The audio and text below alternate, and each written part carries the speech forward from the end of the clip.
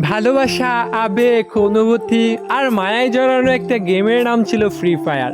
একটা সময় ছিল অবসর সময় কাটানোর জন্য আর বন্ধু বান্ধবদেরকে নিয়ে আড্ডা দেওয়ার জন্য সবচাইতে সহজ মাধ্যম ছিল এই গেমটি।